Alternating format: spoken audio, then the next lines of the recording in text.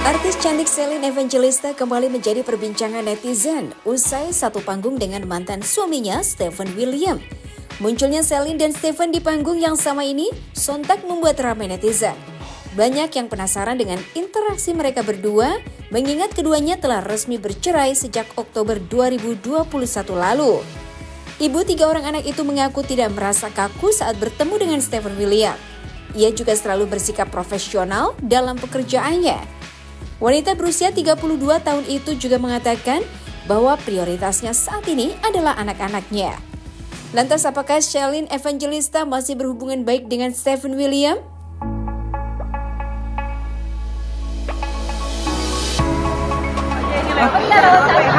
Yang diproduksi oleh Mas Agung Saputra juga, tentu saja aku sebagai yang udah seperti keluarga, seperti dengan Mas Agung itu bangga banget melihat hasil karya semua yang bisa dihasilkan oleh Mas Agung seperti itu. Oke, Kak, untuk fashion sendiri nih, outfitnya hari ini apa sih temanya nih? Outfit hari ini kita serahkan semuanya kepada Dolly Tobing, karena Dolly Tobing itu yang udah biasa untuk menangani artis besar, bahkan pejabat-pejabat juga. Jadi memang mereka dia sudah tahu sesuai dengan tema apa yang mau ditayangkan nanti. Kak Shelin, sekarang lebih nyaman menjadi host atau apa sih bikin? Saya nyaman asal honornya oke. Enggak gitu ya. Cuman kita kan sebagai seorang entertainer, aku tuh pengen apa aja bisa gitu loh, nge-host bisa, komedian bisa, pengen bisa acting juga iya. Aku main film juga kebetulan tahun ini ada yang tayang, tahun depan juga ada yang tayang gitu. Jadi didoakan aja semoga lancar. Tapi untuk job sendiri host tawaran lebih banyak ya Kak? Iya, Masya Allah, nyanyi, host, acting semuanya ada tawarannya juga sih gitu. Jadi kita ya bolak-balik dapetin schedule-nya aja. Shelin, anak dong sekarang seperti apa? Gimana? Pertemuan anak udah pada gede-gede udah. Iya, anak aku kebetulan selalu aku bawa setiap kali kalau kebetulan mereka lagi libur sekolah, jadi mereka bulan depan baru mulai masuk sekolah. Jadi memang kemana-mana kalau memang suasana pekerjaan aku itu nyaman buat anak-anak, aman buat anak-anak, jadi pasti aku bawa anak-anak karena kasihan juga kan mereka kalau di rumah. Jadi aku bawa, kebetulan juga hari ini aku bawa mereka untuk bekerja bareng. Sekarang usia berapa sih usianya? Cio itu udah mau 7 tahun, Koam 5 tahun gitu, memang perbedaannya 2 tahun. Suka rewel gitu nggak sih Kak mungkin kalau gini? Enggak rewel kan, mereka senang, happy, dan mereka udah mengerti dan mereka udah terbiasa dengan pekerjaan maminya. Jadi mereka udah terbiasa tahu bagaimana maminya lagi kerja gitu. Cuman mungkin memang kadang-kadang manja. Kadang-kadang kalau maminya lagi di panggung, mereka pengen ikut naik panggung gitu. Cuman ya nggak apa-apa. Shelin, ini kan bulan depan mau sekolah nih anak-anak, mengurangi intensitas kerja di pagi hari atau seperti apa sih untuk nanti? Kita kerja senormalnya aja kalau aku sebagai orang tua, karena memang anak-anak aku udah terbiasa kan dengan maminya yang entertain dari mereka sebelum lahir sampai mereka sekarang udah umur 7 tahun juga udah terbiasa dengan pekerjaan maminya dan pola kerja maminya yang seperti ini. Jadi memang kalau bisa dibawa, kalau ada waktu bisa dibawa, kalau tempatnya memungkinkan dibawa, tapi kalau enggak ya mereka kan juga punya kegiatan lainnya. Selain sekolah, mereka juga banyak les-les lain yang harus mereka jalani. Potensi namanya masih anak kecil ya, mereka masih gonta-ganti hobi, masih suka ini, coba itu. Jadi kita dukung aja apapun yang mereka suka selama itu di jalan yang positif dan di jalan yang baik. Anak aku, Cio, main go-kart, Koa berkuda, sama kayak maminya berkuda juga. Jadi ya diikutin aja semuanya gitu. Jadi Elia sama Jamie aja masih suka gonta-ganti hobinya. Jadi kita ikutin aja sampai mereka menemukan di mana tempat titik mereka nyaman. Katanya kamu ketemu sama Stephen William juga ya, itu mungkin seperti apa mungkin quality time-nya? Iya, hal yang biasa. Namanya bapak ketemu anak ketemu bapak itu kan hal yang biasa ya. Jadi ya udah biasa aja gitu, karena kebetulan memang kita di satu manajemen yang sama, ada di satu PH yang sama. Jadi pertemuan itu hal yang wajar aja. Ada jadwalnya nggak sih kapan ayahnya? Enggak, sebisanya aja, karena kan kita namanya kerja entertain itu kan nggak ada jam kantor ya, nggak ada waktu khusus atau waktu yang tepat gitu. Jadi ya kita sebisa mungkin, kapanpun sebisanya ya gitu di support. Shelin, membangun pekerjaan profesional seperti apa Shelin? Ya? Membangun pekerjaan secara profesional dengan mantan tadi? Nggak usah dengan mantan, maksudnya profesional dengan semua orang aja ya. Namanya kita MC ya, kita harus nge-MC gitu. Kita harus mewawancarai, kita mewawancarai sama seperti Mbak, misalnya Mbak mantannya Masnya gitu kan. Jadi kan hal yang wajar aja untuk profesional gitu. Mungkin planningnya selain ada pekerjaan film ataupun lagi mau didoain aja semoga semuanya lancar, hasil filmnya juga bagus, dan semoga semuanya sukses seperti itu.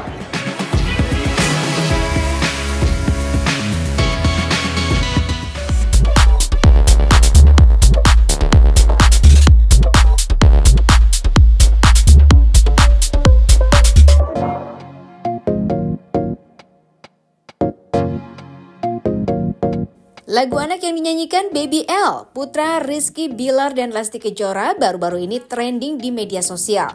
Rizky Bilar mengungkapkan bahwa Baby L memang sudah menunjukkan bakat menyanyi sejak kecil. Selain itu, lelaki yang kerap disapa Bilar itu juga memberi tanggapan mengenai rumah yang sedang dibangunnya bersama Lesti. Ia mengatakan bahwa mereka sedang membangun rumah impian yang berkonsep rumah sekaligus kantor. Suami dari pedangdut Lesti Kejora itu ingin rumah tersebut menjadi tempat yang nyaman bagi keluarga dan karyawannya. Lantas, sudah sejauh mana pembangunan rumah impiannya itu?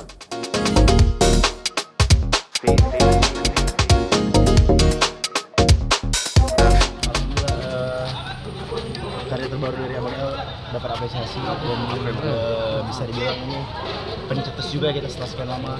Kita jarang mendengar lagu anak, bukan tidak ada ya, tapi jarang ya. Mudah-mudahan akan semakin banyak lagi karya-karya anak kecil, supaya anak kecil itu mendapatkan konsumsi lagu yang memang sesuai dengan umurnya. Tapi susah nggak sih Bang ngarahin Abang El nih buat nyanyi, buat video klip gitu? Enggak sih,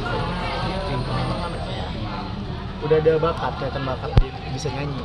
Ya memang tau lah bakatnya turun dari siapa ya, dari bapaknya gitu ya. dari bundanya kan.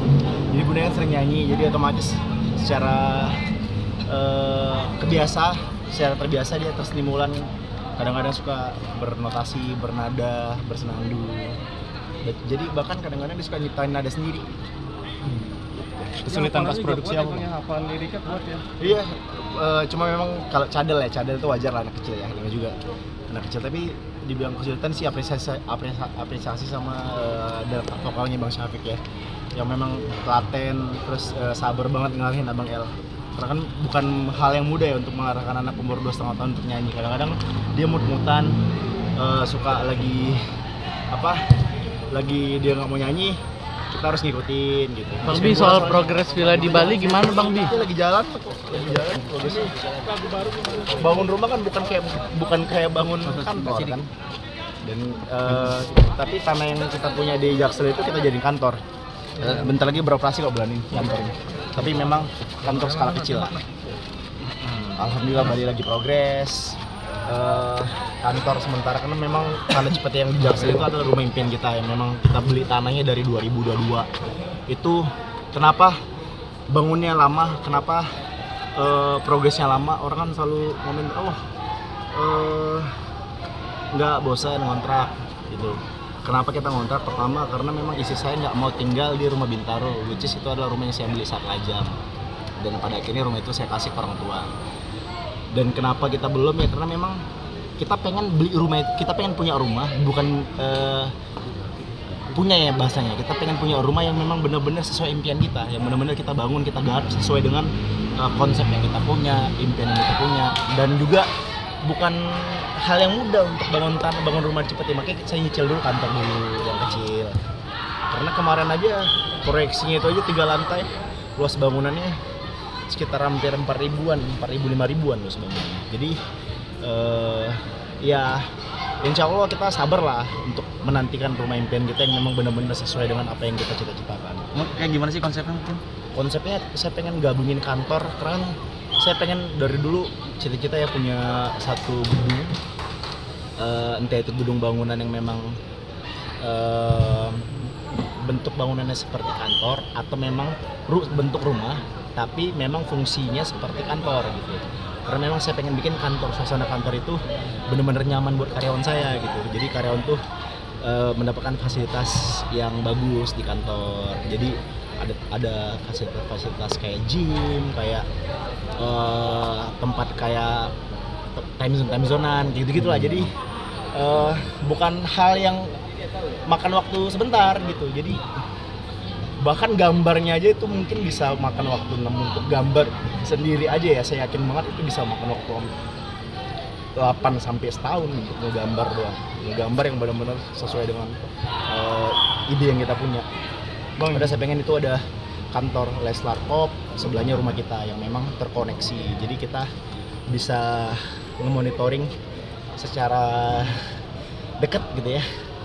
Kita mudah-mudahan lah, mohon doanya aja. Insya Allah dipermudah urusan kita. Bang, infonya mama lagi sakit Bang? Iya sekarang tapi udah mulai mendingan, doain ya.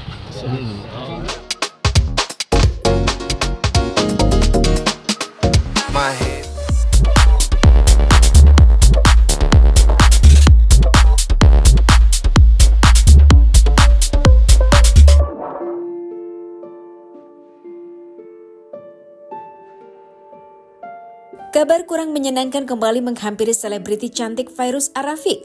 Pasalnya sang suami Sony Septian saat ini harus menjalani perawatan di rumah sakit karena penyakit penyempitan pembuluh darah. Awalnya Sony mengeluhkan masalah pencernaan. Namun ternyata hasil pemeriksaan MRI menunjukkan bahwa Sony mengalami penyempitan pembuluh darah. Fairuz mengungkapkan bahwa selama setahun terakhir, Sony seringkali merasakan sakit kepala yang cukup mengganggu. Hal ini tentu saja membuat banyak orang merasa sedih dan turut prihatin. Di tengah cobaan ini, Fairuz selalu berusaha untuk memberikan dukungan penuh kepada sang suami. Ia juga berharap agar Sony segera pulih. Lantas bagaimana Fairuz menghadapi cobaan yang dialaminya ini?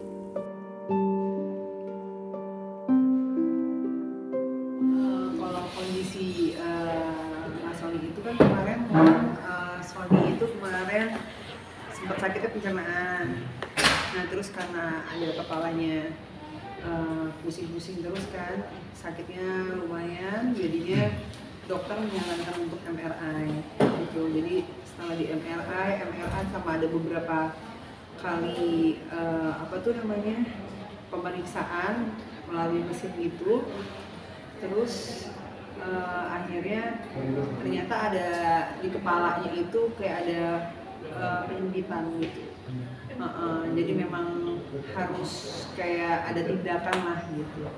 Yang tadinya harus pulangnya tadinya cepet kan, terus jadinya jadi lebih lama di sini karena memang masih tahap observasi.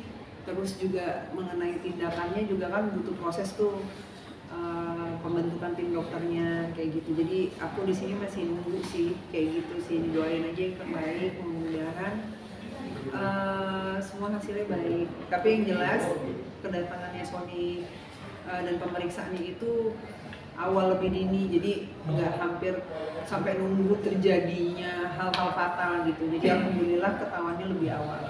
Awalnya kenapa sih Kak? Sering sakit kepala sih. Jadi kepala itu sering sakit. Jadi memang sebenarnya dia tuh udah sakit tuh kalau bisa dibilang kurang lebih tuh setahunan. Tapi pusing kayak biasa gitu loh, pusing kalau minum obat hilang. Awalnya cuma gitu-gitu doang, makin kesini makin sakit gitu, kepalanya makin gak enak. Nah, waktu kemarin pas dia sakit pencernaan itu mungkin kayak makin berasa kali itu sakit kepalanya kan memang kerasa juga kan. Terus aku bilang, ya udah coba ditanyain aja sama dokternya kepalanya kepala kamu sakit tuh selama ini kenapa gitu kan. Ternyata pas ditanya sama dokternya menyarankan untuk MRI itu sama MRA. Jadi ada yang leher sama kepala gitu kan untuk pemeriksaannya. Ternyata keluar hasil itu. Jadi memang ibaratnya itu kayak lebih awal lah taunya. Jadi kalau seandainya dokter bilang kalau seandainya ada orang yang datang tuh nggak menyadari sakitnya, dibiarin, tiba-tiba bisa jadi pingsan, terus tiba-tiba jadi kemana-mana sakitnya ke arah kepala gitu kan. Penyempitan pembuluh darah kan nggak boleh disepelein gitu. Bapak itu tindakannya berupa? Masih observasi dokternya nih tindakan apa yang harus dilakukan dengan kondisinya Sony saat ini gitu. Karena kan memang dia sekarang pencernaannya alhamdulillah udah sembuh, malah bahkan sudah boleh pulang gitu, udah masalah pencernaan ya. Tapi tinggal ternyata memang qadarullah, Allah kayak nyuruh tiba-tiba ada kayak kejadian gini pun. Itu aku juga sempat kaget sih pas ngeliat hasilnya, kayak aku pikir sakit kepala biasa, ternyata memang sakit kepala nggak boleh dianggap enteng sih gitu. Jadi memang bisa ada apa-apa juga. Jadi lebih baik kalau sakit kepala diperiksain dan terbukti sakit kepala yang dialamin sama Sony itu ternyata ada sesuatu gitu kan. Jadinya alhamdulillahnya disadari sejak dini gitu. Jadinya masih aman lah, nggak sampai, kan kemarin dokternya sempat cerita ada yang sampai harus nunggu tiba-tiba pingsan lah, jatuh yang nggak tahu tiba-tiba kenapa nih gitu. Terus ada yang tiba-tiba udah jadi kenapa gitu. Karena kan bisa jadi aneh-aneh ya, misalnya kalau dibiarin bisa jadi stroke juga gitu. Tepatnya dari kapan sih Kak operasi pusing-pusing itu tuh? Kalau yang bener-bener, kalau pusing-pusing yang nggak disadarin itu udah kurang dari setahun. Ini kayak pusing, udahlah minum, ya kayak orang sakit pusing kita nggak pusing, masih hilang timbul gitu. Tapi yang udah intensnya itu udah mungkin sekitar beberapa bulan ini, yang emang bener-bener aku ngelihat dia sakit banget gitu. Aduh sakit banget ya, kenapa kepala aku sakit gitu. Terus kayak minum obatnya tuh, obat nyerinya tuh kok bisa terus-terusan gitu kan. Ah sayang kok kamu terus-terusan banget sih gitu. Nah jadi aku keinget kan sakit kepalanya dia. Nah terus waktu pas dia sakit di sini, dia kan masih sakit kepala terus tuh. Aku bilang coba dong ditanyain sama dok. Dia tuh orangnya memang nggak suka ngerasain gitu loh, jadi udahlah paling cuma pusing biasa gitu. Terus aku bilang coba ditanyain kan, jadi biar tahu kenapa sakitnya tuh kayak gimana, dari mana ke mana, biar dokter tuh tahu. Nah terus begitu diceritain, dokternya langsung menyarankan untuk tadi yang aku bilang MRI dan MRA. Biasa itu rasa sakitnya yang dirasain Sakit kepala belakang itu yang dirasain, dan itu sakitnya lumayan, katanya sakit banget gitu, kayak sakit gitu, pokoknya sakit kepala lah, kayak orang sakit kepala. Tapi intensitasnya itu semakin kesini itu semakin lebih berat gitu, sakit kepalanya lebih, nyerinya lebih berat lagi gitu. sampai muntah? Sampai muntah-muntah? Enggak, jadi ini beda permasalahan sih. Jadi waktu kemarin itu keracunan makanan, pencernaan. Nah qadarullah yang tadi aku bilang Allah punya mau, tiba-tiba kan kita nanya ini sakit kepalanya dia yang udah lama nih kenapa? Karena kan sakit banget tuh. Nah pas di sini pun emang lagi sakit banget. Jadi emang sakitnya itu tuh nggak hilang. Jadi tiap hari tuh sakit. Jadi kayak diminumin obat Panadol itu tuh, obat apa namanya, paracetamol ya. Diminumin paracetamol tuh ya hilang gitu lagi. Nah jadi karena ngeliat dia kayak gitu, aku suruh dia tanya ke dokter dong, kenapa, coba tanyain aja kan, maksudnya kayak nggak boleh dibiarin. Karena dia bilang udahlah nggak usah, ngapain paling cuma pusing biasa, dia bilang gitu. Ya jangan gitulah, tanyain, aku bilang gitu kan, apa yang dirasain diceritain ke dokternya. Benar, pas diceritain sama ke dokter pencernaannya, itu akhirnya dilempar ke dokter syaraf gitu dengan gejala yang diceritakan. Nah dari dokter syaraf suruh untuk pemeriksaan MRI itu. Dan katanya ada penyumbatan gitu. Iya, penyempitan pembuluh darah. Penyempitan pembuluh darah. Setelah observasi dokter, Kak, kira-kira berapa lama tuh untuk dirawat ini? Maksudnya secara intensif lagi? Aku nggak tahu. Ini kan semua lagi ditanyain, karena ini benar-benar aku baru dapat kabarnya nih hari apa ya berarti ini Kamis. 2 hari lalu, nggak nyampe 2 hari lalu, berarti baru pas malam banget itu aku baru dapat hasilnya. Terus dikasih tahu gitu kan, karena kan kita masih kaget juga sebenarnya gitu kan, maksudnya kok bisa gitu kan gitu. Jadi faktornya juga banyak, karena Sony dari segi pemeriksaan darah dia kan kehidupannya sehat banget ya, di olahraga. Kolesterolnya dia bagus juga gitu, jadi memang lagi diobservasi sih gitu. Berarti belum tahu penyebabnya mungkin konsumsi obat yang berlebih jadi kayaknya sih kayak kalau dari obat enggak, ya, tapi nggak tahu juga nih gitu, jadi masih lagi diobservasi sama dokter, nggak tahu gimana ya. Kadang tuh katanya nggak bisa diprediksi sih gitu kan intensitasnya kan. Jadi dia dulu juga pernah syuting yang apa gitu kan, kita nggak pernah. Atau misalkan karena tidur yang terlalu larut dulu dengan pola hidup yang kita tahu kan ya gitu, karena kan public figure yang dulu kan tidur terlalu larut, yang jamnya nggak jelas juga bisa jadi salah satu penyebabnya, makan kayak gitu-gitu. Jadi masih dalam tahap diobservasi, karena itu bisa terjadi sama siapa aja. Kemarin aku dikasih tahu juga sih sama dokternya, ini bisa terjadi sama siapa aja. Jadi kalau pola makan kita udah kita jaga, tapi kalau pola hidup kita misalkan jam tidurnya kurang baik, kan zaman dulu tuh masih kita tuh yang syuting bisa sampai pagi kan, dari pagi besok paginya udah syuting lagi, kayak tidur tuh cuma sejam 2 jam, malah kadang tidur bisa di mobil terus mulai syuting lagi. Itu bisa dari faktor pencetusnya adalah yang dulu gitu.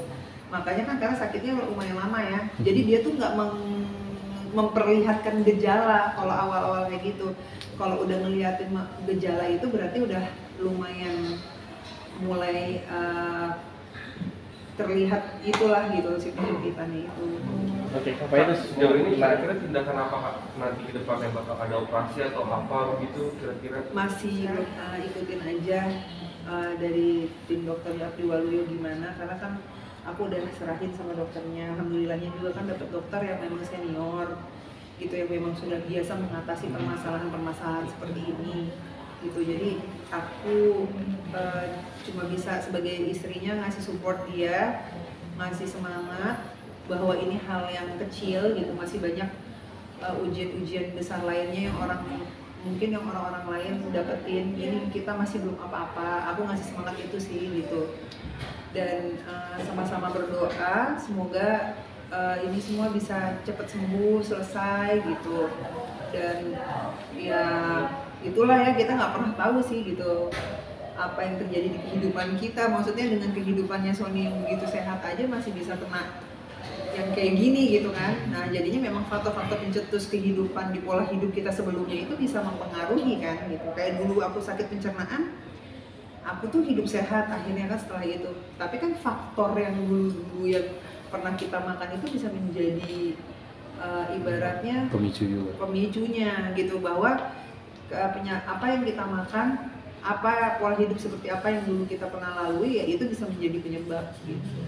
Sebenarnya tadi tindakan masih diobservasi, tapi kalau untuk obat untuk mengurangi itu udah dikasih? Ada banyak obat yang dikasih sih, kayak lewat infus. Obatnya lewat infus, makanya kenapa masih dirawat, karena obat yang diberikan itu lewat infus semua.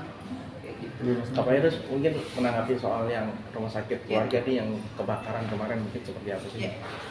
Iya, kebetulan pas jadi